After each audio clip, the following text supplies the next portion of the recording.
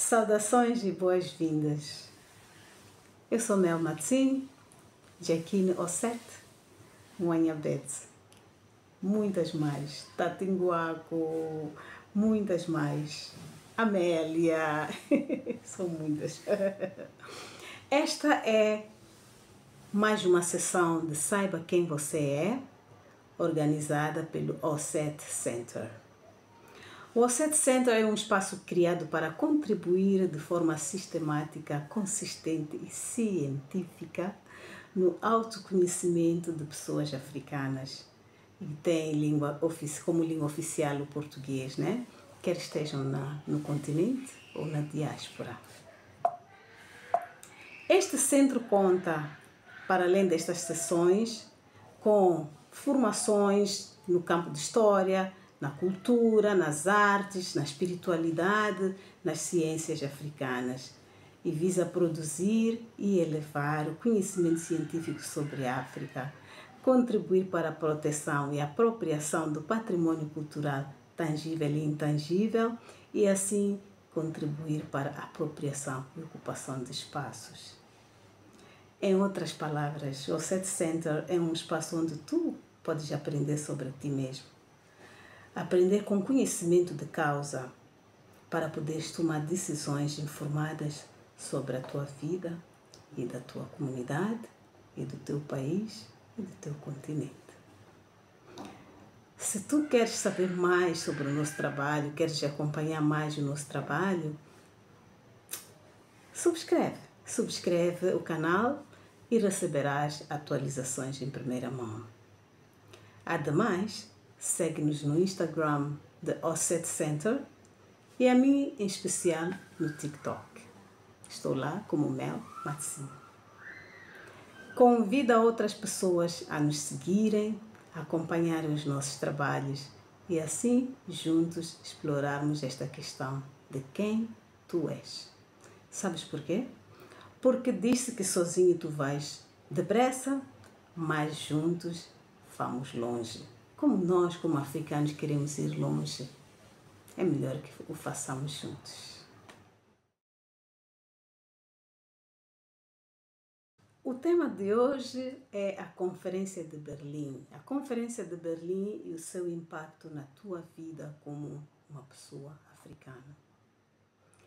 Mas, antes de entrarmos na Conferência de Berlim, eu quero partilhar um ditado africano.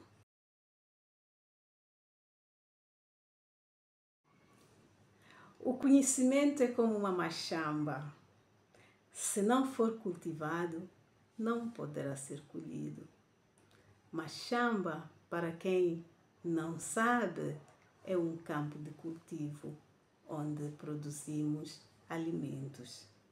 Então, o conhecimento é como uma machamba.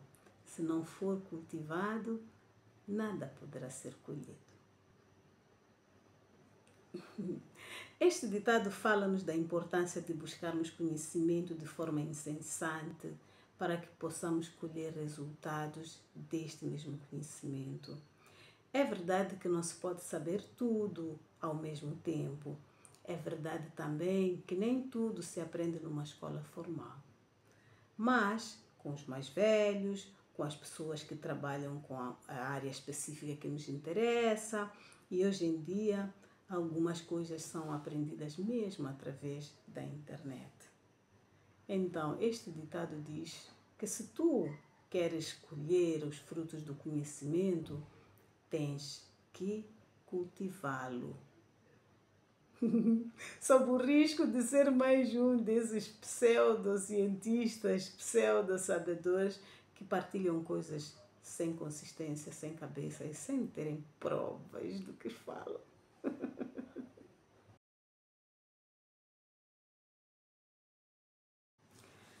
Voltemos ao tema de hoje, que é a Conferência de Berlim.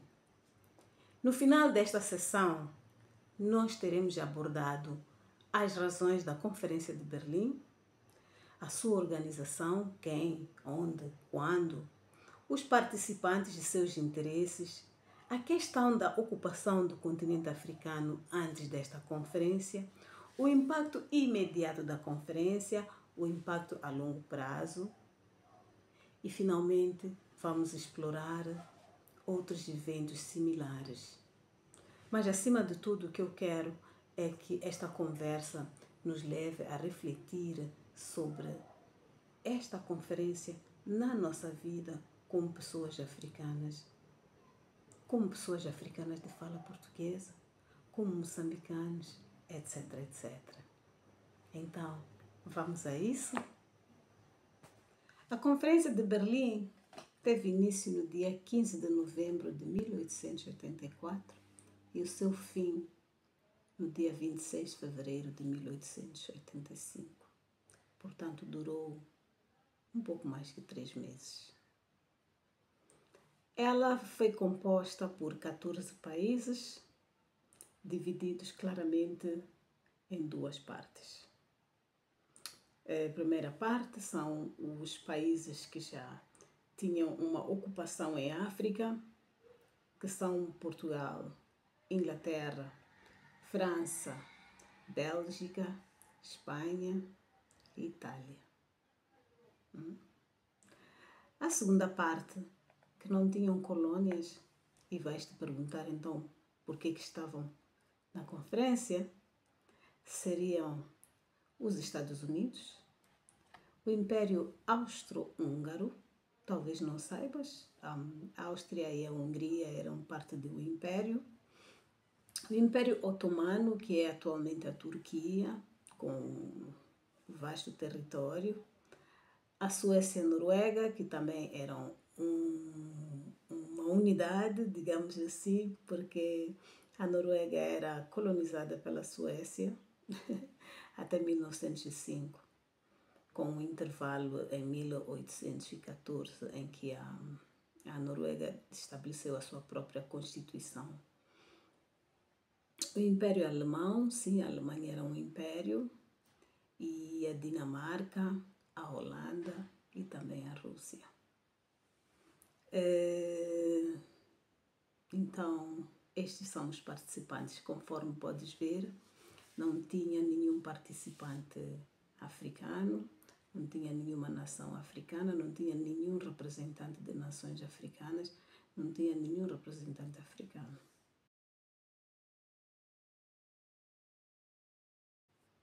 Ok? Este encontro foi organizado pela Alemanha. E sempre vamos encontrar, se aprofundarmos, vamos sempre encontrar que à frente destes propósitos tinham pessoas muito engajadas nos propósitos de colonização. Ok? Eu posso dizer quem foi a pessoa que estava à frente desta conferência, mas eu tenho certeza de que em qualquer livro, em qualquer lugar, sobretudo feito pelo Ocidente, vais encontrar este nome. Como o meu interesse é mesmo de glorificar os meus ancestros, de identificar os heróis e elevar o seu nome, e repetir o nome deles, vou me focar mais nisso. Então,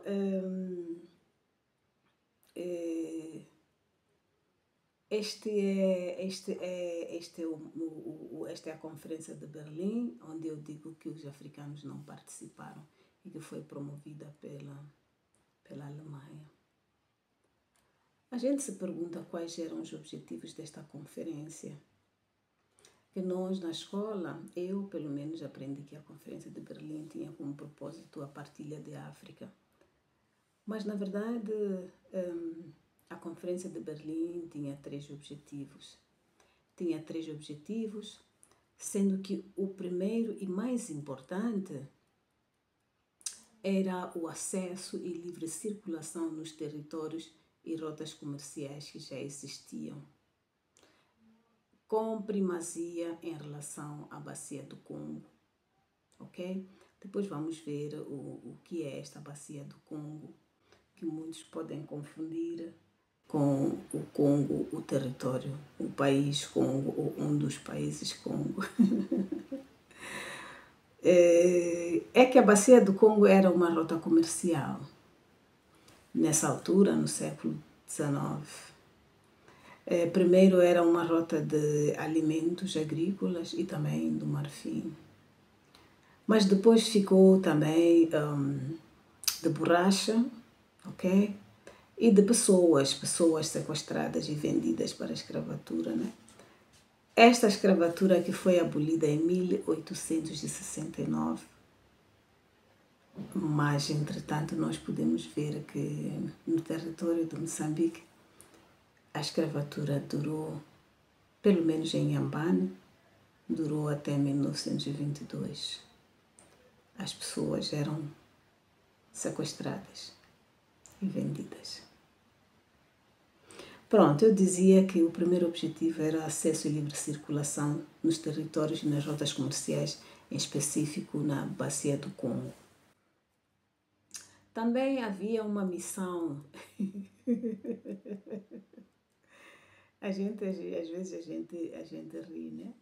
Havia a missão civilizadora, porque os europeus se acreditavam superiores a nós e achavam que eles tinham o dever de levar a civilização, a religião e a tecnologia aos povos africanos a quem eles consideravam inferiores. Entretanto, se tu fores a ler alguns livros também desse tempo, umas décadas depois, na implementação desta intenção de levar a civilização, vais encontrar que os que vinham estabelecer esta civilização foram descobrir que a África tinha sistemas funcionais muito bem estabelecidos. Mas isto é um tema para uma outra conversa. Então, o outro objetivo desta conferência era a necessidade de encontrar mercados e também matérias-primas. Este é um tempo que tem uma grande influência, sobretudo fora da África, influência da Revolução Industrial. E esta impulsiona a busca de novos mercados consumidores, mas também de novas fontes de matérias-primas. E como sabem, a África já era uma fonte de matéria-prima, aliás, continua a ser. Então, essas matérias-primas eram minerais, produtos agrícolas, etc. Né? Pronto. Finalmente, a superioridade racial, ou a teoria da superioridade racial, as teorias racistas da época justificavam a ocupação europeia, alegando que a superioridade da raça branca resultava numa necessidade de controlar os povos considerados inferiores. Ok? E vamos lá falar então sobre a Bacia do Congo. É o rio que dá o nome à bacia, não é o contrário. Este rio é o segundo mais longo de África. Depois do qual? Depois do Rio Nilo, claro. Mas é o mais profundo do mundo, é o rio mais profundo do mundo, o que já diz sobre a sua navegabilidade, a sua possibilidade de ser usado como uma rota de comércio para entrar ao interior de África. Então, a Bacia do Congo, como dissemos, não é o rio, é o conjunto de terras, rios e estuários. Rios e estuários são rios que desaguam naquele rio principal, neste caso no rio Zambeze. Desculpa, neste caso no rio Congo. Vamos lá então falar de Congo. É o rio que dá o nome à bacia, não é o contrário. O rio Congo é o segundo rio mais longo de África. O rio Congo é o rio mais profundo do mundo. Isso já diz sobre a sua navegabilidade, não é? E o seu uso como uma rota de comércio, sobretudo para o interior, no centro do continente africano, do centro do continente africano. O rio Congo tem muitos estuários, significa que tem muitos rios que desaguam nele. E as terras à volta dele constituem a Bacia do Congo. ok? Conjunto de terras, rios, estuários relacionados ao Rio Congo. Mas isto é um território enorme, que ele vai, no sul vai até o Zambeze, inclui a Zâmbia, no norte inclui os Camarões, ou vai até o sul dos Camarões, no este ou leste vai até o Ruanda, Uganda e Tanzânia, junto à cadeia dos montes de Drakensberg, que, como vocês sabem, partem do sul até os grandes lagos no nosso continente. Sim, inclui Moçambique, a cadeia dos pequenos Libombos, os montes Namule, o monte Binga, são parte desta linha montanhosa que atravessa a África. Então, e finalmente eu dizia que incluía Ruanda, Uganda, mas também a Tanzânia, no este, e finalmente no oeste é o Oceano Atlântico, ok? O Grande Congo, a Bacia do Congo, ocupa um território de aproximadamente 4 milhões de quilômetros quadrados. Quero que tenham as dimensões em conta, porque elas nos ajudam a perceber o espaço de que estamos a falar. 4 milhões de quilômetros quadrados. A Europa, toda a Europa, tem 6 milhões de quilômetros quadrados. Claro, sem incluir a Rússia. Bom, vamos então continuar a falar sobre a própria conferência. Vamos começar por dizer que na senda dos interesses, eu falei dos interesses do controle ou do uso das rotas comerciais. O então Império Alemão, ele que era muito jovem, foi consolidado em 1871. Portanto, em 1884 tinha 13 anos e ele durou até 1918, ok? Então, então apenas 100 anos que ele foi abolido e existiu muito pouco tempo, então, de 1871 a 1918. Digo isto para vocês saberem que estas nações também, elas foram dinâmicas e que não tiveram também muito tempo de existência. E a gente tem que sempre questionar os porquês, não é? Então, este Império Alemão, que tem uma dimensão de 1,5 milhão de quilômetros quadrados, desejava controlar as rotas do comércio na região da Bacia do Congo, onde, na altura, Portugal tinha mais presença. Aí decidiu convocar a Conferência de Berlim. Então, houve outras conferências para resolver esta questão do domínio de Portugal nas rotas à volta da Bacia do Congo, sendo que uma foi a conferência organizada pela França e a outra foi organizada por Portugal. Mas nestas duas conferências, Portugal não foi convidado. Então, Portugal foi reclamar junto às suas instituições europeias, e é aí que a Alemanha organiza esta Conferência de Berlim, que Portugal faz parte. O que se pretendia, na verdade, era regular a ocupação e a exploração de terras no continente africano, sem entrarem em conflito entre eles, os europeus, ok? Mas também era o interesse em circulação livre de bens e de pessoas, bens africanos e pessoas ocidentais.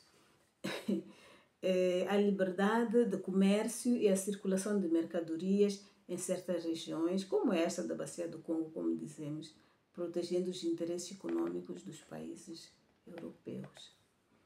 Aí então nós vemos por que é que países que não tinham colônia, como os Estados Unidos, como a Rússia, como a Suécia e a Noruega, como o Império Austro-Húngaro, como o Império Otomano, entraram para esta conferência.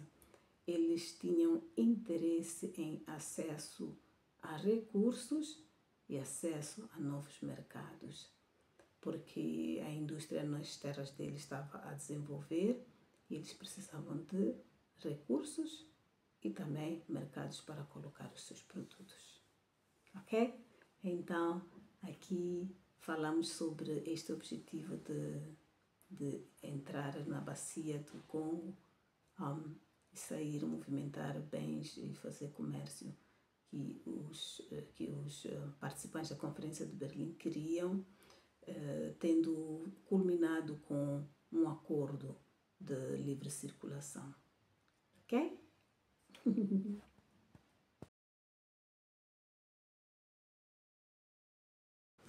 Sobre a divisão e partilha de África.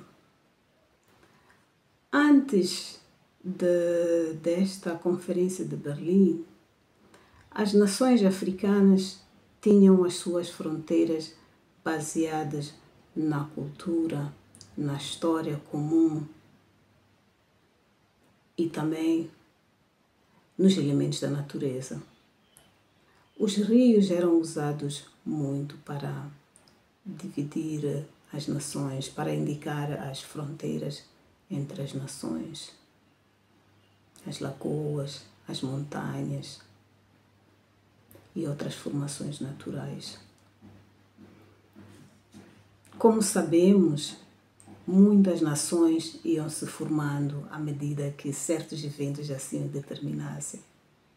E nesse contexto, essa nova nação era atribuída o seu espaço, ou ocupava um espaço, ou era atribuída um espaço, e as fronteiras eram muito claras. Isto foi antes da Conferência de Berlim.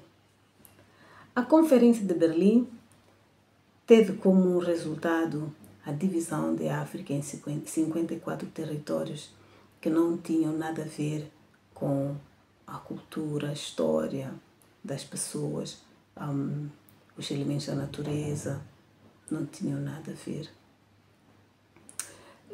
A pessoa questiona-se o porquê. Será simplesmente o interesse pelos recursos? O que faz dividirem o Lago Nyassa, por exemplo, em duas partes? O que faz dividir uma nação, por exemplo, uma nação como o Shewa, né? Shewa, dividiram Shewas entre Tete e Malawi, sendo uns colonizados por uns e outros colonizados por outros. Este é um exemplo. Está cheio, no nosso país estamos cheios de nações que foram separadas a partir da Conferência de Berlim. Desde o norte em Nyassa, descendo para Nampula, descendo para a Zambésia, sobretudo a Zambésia, descendo para a Zambésia, descendo para Tete, indo ao lado para Tete, não descendo, mas indo ao lado para Tete, indo para Manica, ok? Indo para Inhambane, Gaza e também Maputo. Está cheio de nações que foram divididas e que durante algumas décadas viveram separadas, algumas, né? Mas outras conseguiram manter essa união, essa ligação, não só através da língua, mas também a partir de realizações, não é? Realizações que já eram parte dessa nação antes da ocupação, antes da divisão pelos europeus. Elas continuaram a manter essas realizações, como os rituais, como as festas cíclicas, por exemplo, a festa das colheitas, a festa do início da caça, os rituais de funerais e também as práticas, festivais, não é? Festivais, normalmente os festivais estão sempre associados a uma ocasião específica. E também as práticas mesmo, por exemplo, práticas instrumentais, a língua, já falamos da língua, as atividades, a divisão social. É verdade que no caso de Moçambique a questão da divisão social, da organização social pré-colonial, ela sofreu muito durante a colonização e muito ficou esquecido.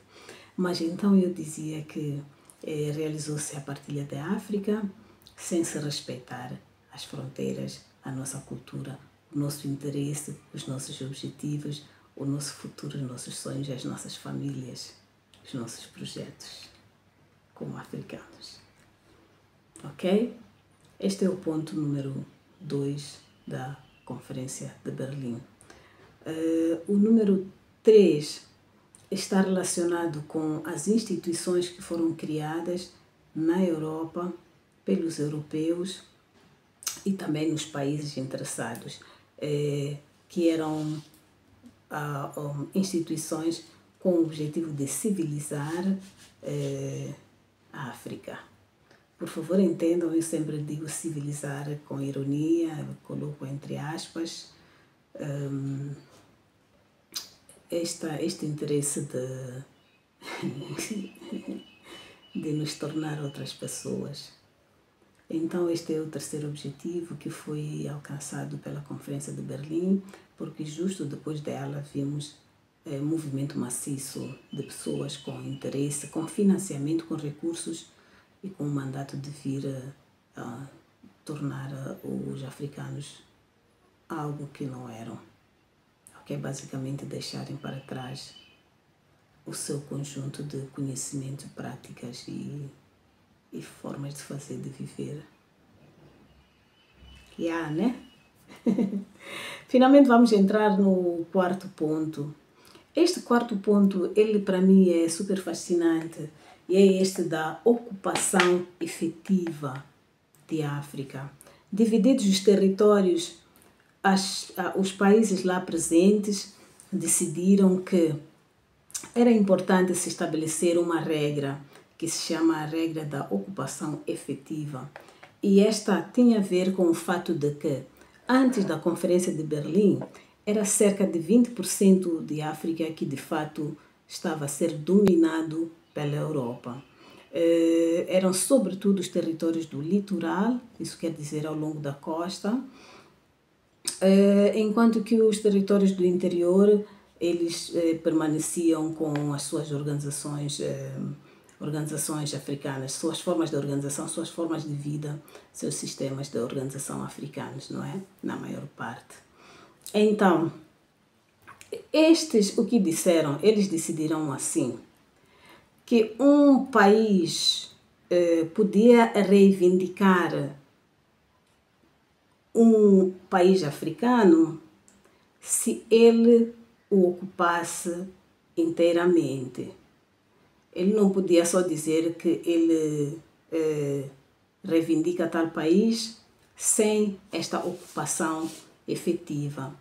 A ocupação efetiva significa o quê? Significa que este país tinha que ter infraestruturas no país africano, tinha que ter pessoal administrativo e pessoal militar para governar o território. Ok?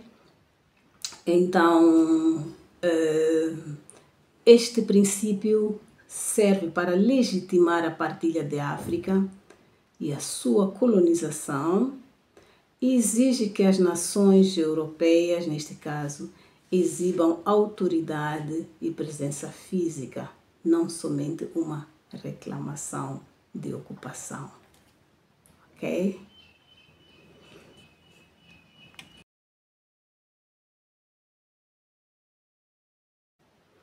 No caso de Moçambique, Portugal fica com o território de Moçambique e tem a obrigação de demonstrar a sua capacidade de ocupar Moçambique de forma efetiva. Uma vez que Portugal não tinha essa capacidade, arrendou grandes partes do território moçambicano a companhias monopolistas que vinham explorar os seus recursos. Então, as maiores companhias em Moçambique eram chamadas companhias majestáticas. Por quê? Porque elas tinham certa independência nesse território. Então foram a Companhia do Niassa. A Companhia do Niassa ocupava territórios de atual Niassa e Cabo Delgado. Quero que vocês saibam que o território de Niassa apenas cabe nele quatro vezes a Suíça, ok?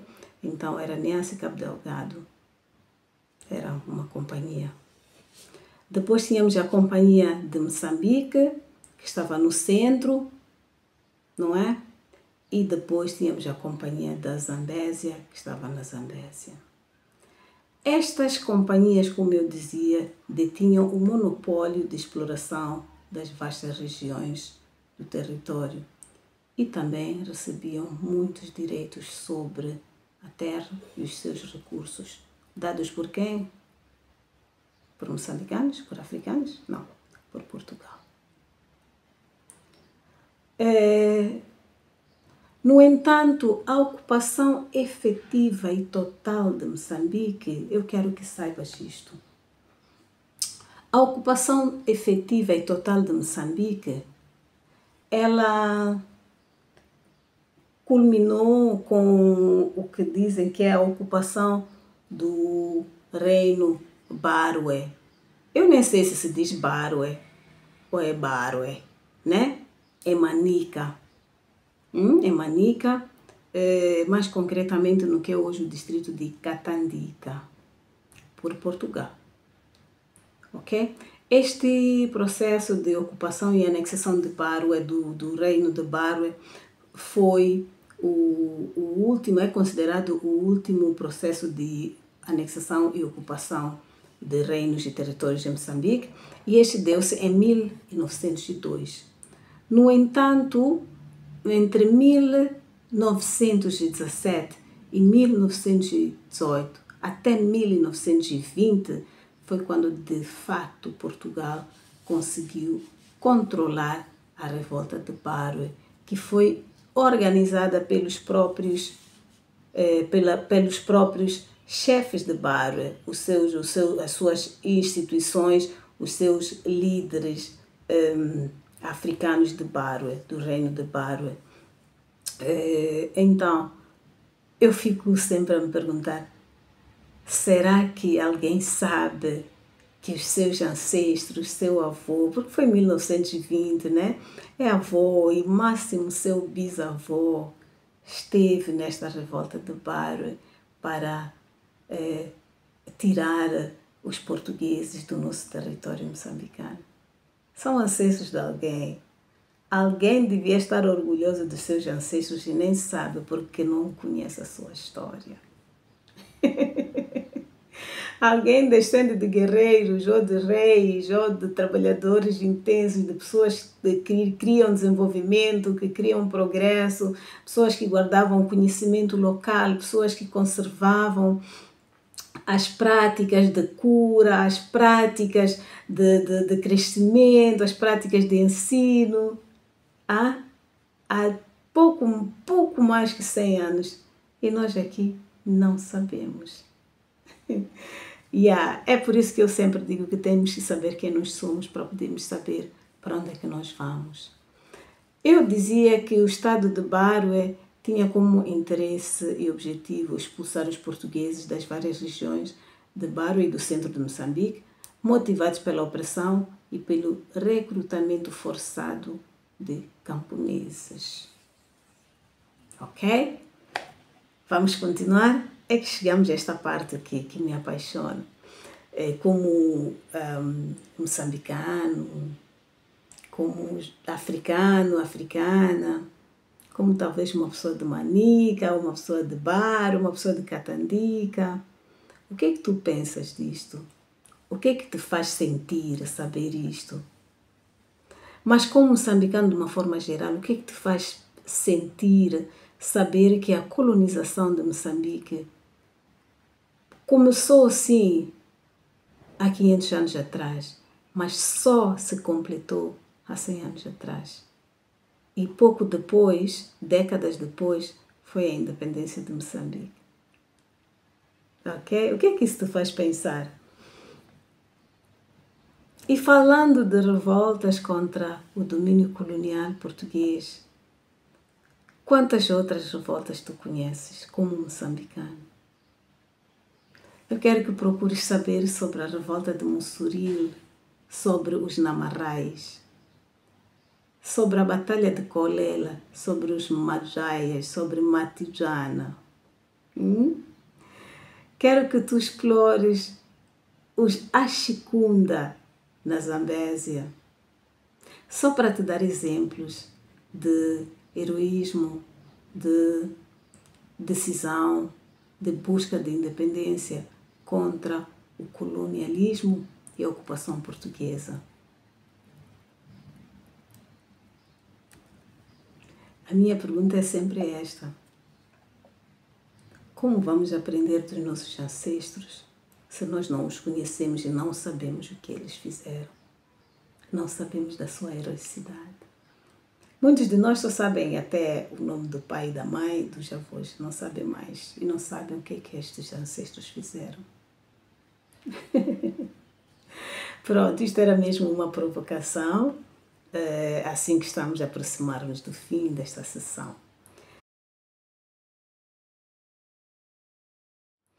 O impacto da Conferência de Berlim, ela consolidou o colonialismo, consolidou e legitimou o colonialismo em África. E se antes da Conferência de Berlim 20% de África estava colonizado, em menos de 10 anos depois, 90% do continente africano foi colonizado. De acordo com um documento que eles chamavam de Direito Internacional Colonial. As fronteiras desenhadas foram arbitrárias, semeando confusão que em muitos lugares persiste até os dias de hoje. Já pensaste se alguns dos conflitos que temos em África não são criados por nós? Bem, então, estes são alguns dos pontos que falam do impacto da Conferência de Berlim. No caso de Moçambique, Portugal fica com o território de Moçambique e tem a obrigação de demonstrar a sua capacidade de ocupar Moçambique de forma efetiva. Uma vez que Portugal não tinha essa capacidade, arrendou grandes partes do território moçambicano a companhias monopolistas que vinham explorar os seus recursos. Então, as maiores companhias em Moçambique eram chamadas companhias majestáticas. Por quê? Porque elas tinham certa independência nesse território. Então, foram a Companhia do Niassa. A Companhia do Niassa ocupava territórios de atual Niassa e Cabo Delgado.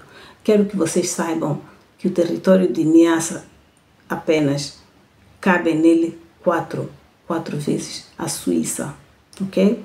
Então era Niassa e Cabo Delgado, era uma companhia. Depois tínhamos a Companhia de Moçambique, que estava no centro, não é?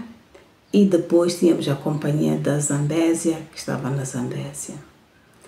Estas companhias, como eu dizia, detinham o monopólio de exploração das vastas regiões do território e também recebiam muitos direitos sobre a terra e os seus recursos. Dados por quem? Por moçambicanos? Por africanos? Não, por Portugal.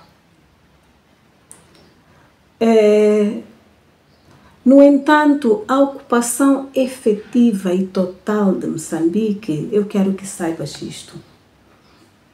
A ocupação efetiva e total de Moçambique, ela culminou com o que dizem que é a ocupação do reino Barué. Eu nem sei se diz Barué ou é Barué, né? É Manica. É Manica, mais concretamente no que é hoje o distrito de Catandica, por Portugal. Ok?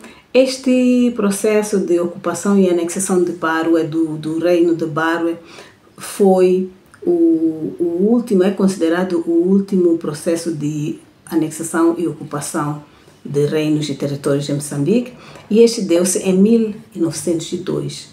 No entanto, entre 1917 e 1918 até 1920 foi quando de fato Portugal conseguiu controlar a revolta de Barwe, que foi organizada pelos próprios chefes de Barwe, as suas instituições, os seus líderes africanos de Barwe, do reino de Barwe. Então, eu fico sempre a me perguntar, será que alguém sabe que os seus ancestros, seu avô, porque foi em 1920, né? É avô e máximo seu bisavô esteve nesta revolta de Barwe para tirar os portugueses do nosso território moçambicano. São ancestros de alguém. Alguém devia estar orgulhoso dos seus ancestros e nem sabe porque não conhece a sua história. Alguém descende de guerreiros, ou de reis, ou de trabalhadores intensos, de pessoas que criam desenvolvimento, que criam progresso, pessoas que guardavam conhecimento local, pessoas que conservavam as práticas de cura, as práticas de crescimento, as práticas de ensino. Há pouco mais que 100 anos e nós aqui não sabemos. É por isso que eu sempre digo que temos que saber quem nós somos para podermos saber para onde é que nós vamos.